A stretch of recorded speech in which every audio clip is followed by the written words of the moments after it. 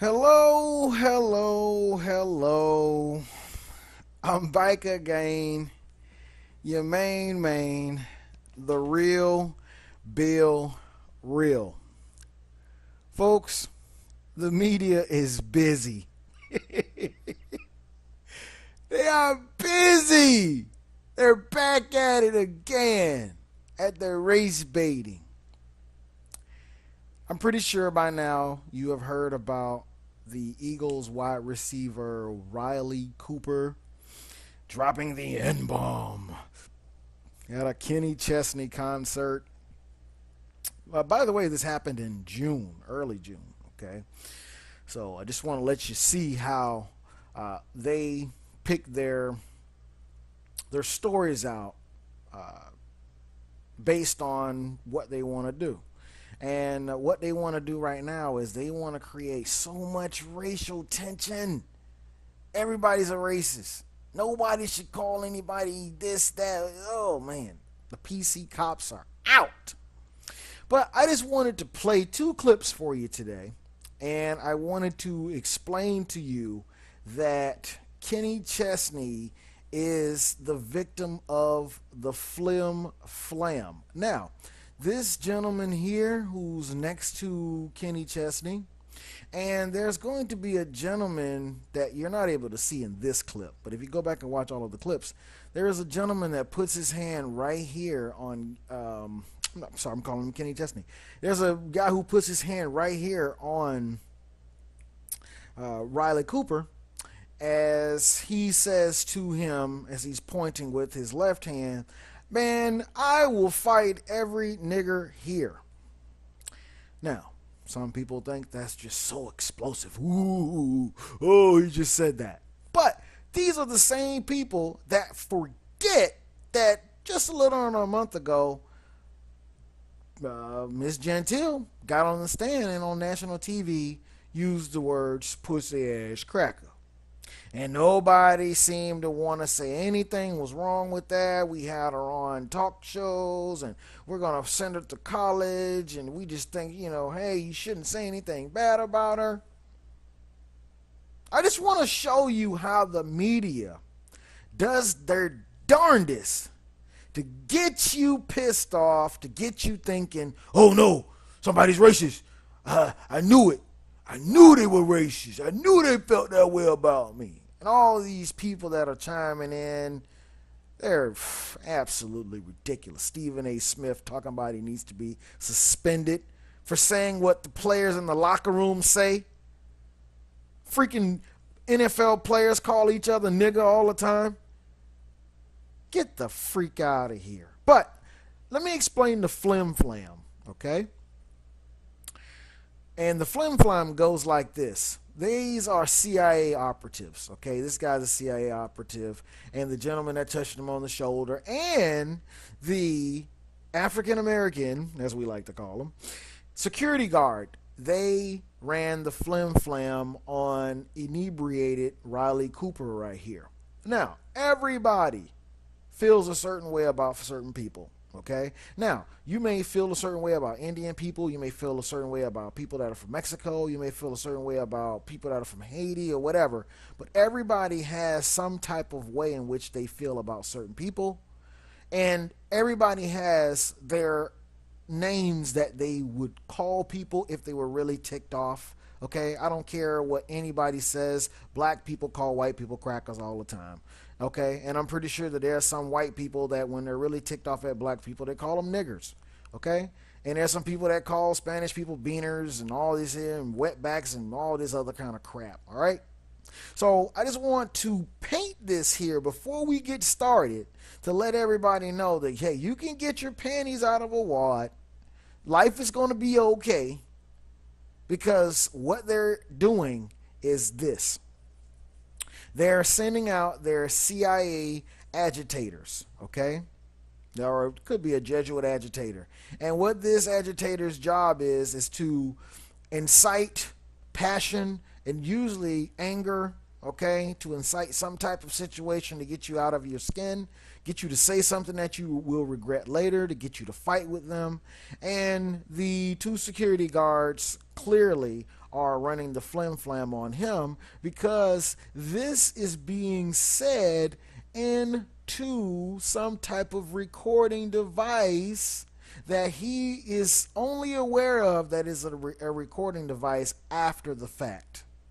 So the fact that somebody had a camera on him as he was getting into it with this so-called security guard, it reeks. And if you can't see that, if you can't see the plant, if you can't see these different things that they're doing in the media to incite racial tension, you're just really ignorant, and you believe them. You believe everything that they say. But without any further ado, let me go ahead and play the tape, and we'll play him apologizing. Okay, let's go.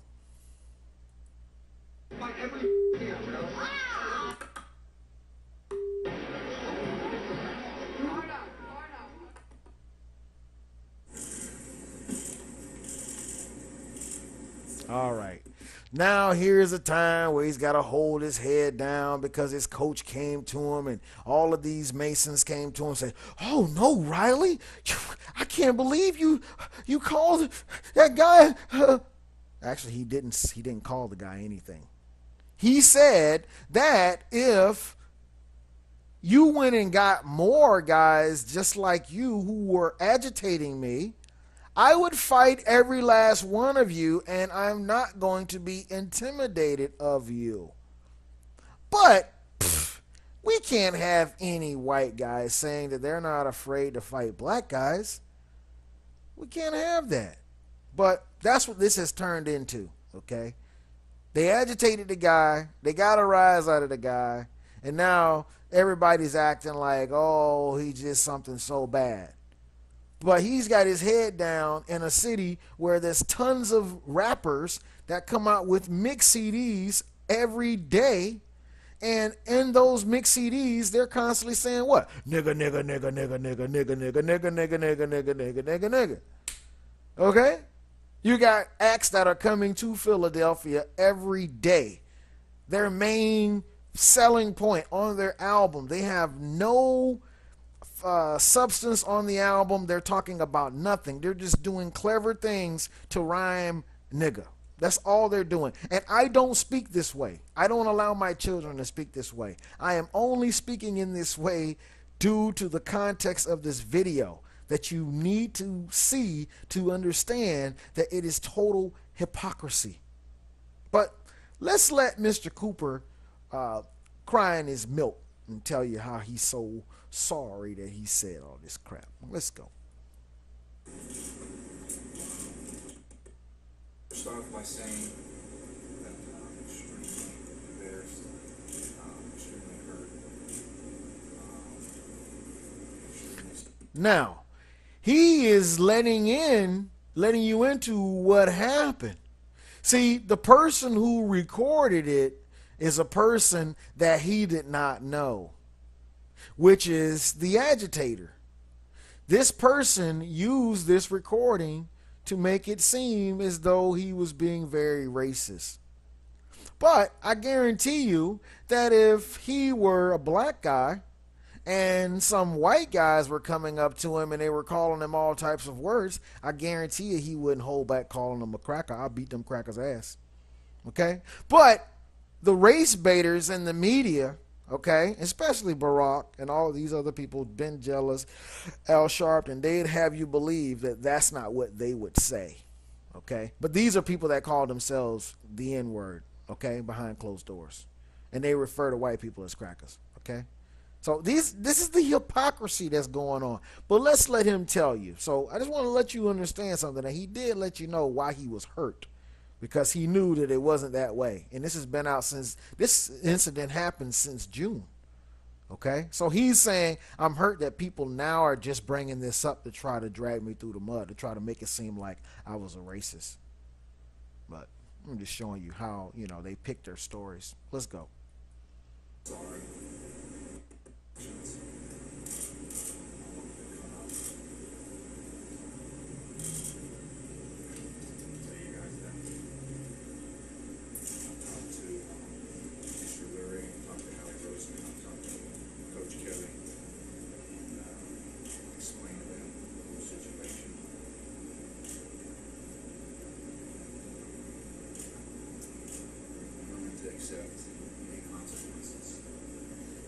Now this is total bullcrap. He's talking about he's willing to accept any consequences. They've already fined him. We don't know how much it is, but he's talking about he's willing to be, hey, any consequences. They could be willing to suspend you from the league for saying something that black players say all the time. They say it in the huddle. They say it when somebody comes and tackles you. Okay? Come on. I've been out on the field. I know what is said. Let's go. Extremely sorry. For any questions. You talk to your teammates then. I have How, how difficult is that going to be discussing this with your teammates and apologizing to them? It's going to be very difficult for me. Now, what you should have said is it's going to be very easy for me because my teammates know that I'm not a racist. But I was ticked off in the moment. Hey, and this guy was coming at me in a way that I felt that was disrespectful. He was saying some things to me that I did not appreciate. Hey, and I think you guys would understand that if the situation was reversed, you would probably act the same way that I did. I don't want you to act the same way that I did, but if you would be totally honest with yourself, you've said things before. Okay, he point to every person. He point to a black player. He say, "Hey, look, man, you've called a white person a cracker, a honky." Okay, he point to a white player. He say, "Hey, look, you've said certain things. You've called black people niggers before. Okay, you've called them a coon before. All right, don't play that. I'm innocent. I've never said that before. All right." But like I say, this is all because of the PC police. All right, but let's go. There's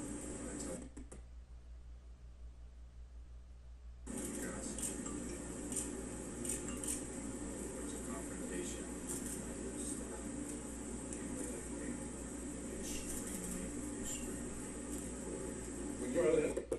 It was a confrontation, and he handled it extremely poorly. He was egged on. It's called the old Flim Flam.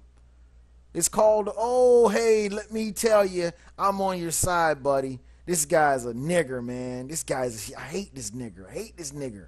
So what he did is he appealed to the small little side and some small little pea brain up here, and he fell for it. If you have weak-minded people that are around, well, actually, he was inebriated. He was drunk. Okay, he already admitted to that. I'm not making any excuses for him saying it because I hate black people saying it. I won't allow any of my children to talk that way. Okay, I don't talk that way. But just explaining to you that if you're around a lot of people and they speak in that way, and if you have a weak brain, okay, if they're in a racist mode or they got you drunk, you're probably going to talk that way too. And that's exactly what happened. That's what happened when the guy touched him on the shoulder. The guy was touching him on the shoulder, giving him confirmation that, hey, I hate him too. That was the CIA agitator. That's the Flim Flam, guys. Let's go. You're in a locker room where the majority of you, how do you let that word come out of your mouth?